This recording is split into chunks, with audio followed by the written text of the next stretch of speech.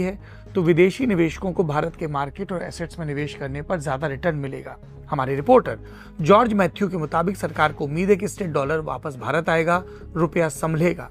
Tax कम होने से विदेशी निवेशकों को टैक्स कटने के बाद मिलने वाला मुनाफा यानी पोस्ट टैक्स रिटर्न भी बढ़ेगा।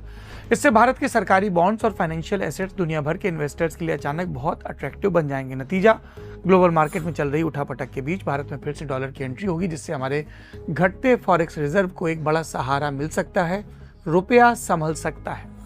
अर्थव्यवस्था की इस हालात के बीच पीएम मोदी ने 10 मई को तेलंगाना के सिकंदराबाद में देश से पेट्रोल डीजल की खपत कम करने, सोना न खरीदने और विदेश यात्राओं को न करने की अपील की थी।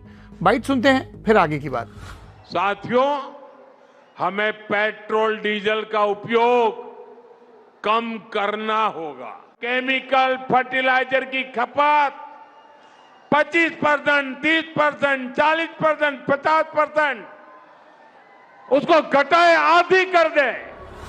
उदित मिश्र अपने लेख why PM Modi's call to save forex could slow down India's growth में इस पर विस्तार से चर्चा करते हैं। उनके मुताबिक हर चीज में रातों रात आत्मनिर्भर होना मुमकिन नहीं। मिसाल के तौर पर भारत अनाज उत्पादन में आत्मनिर्भर है, लेकिन ये अनाज तब तक पैदा नहीं हो सकता जब तक खेतों में उर्वरक न डाले जाएं।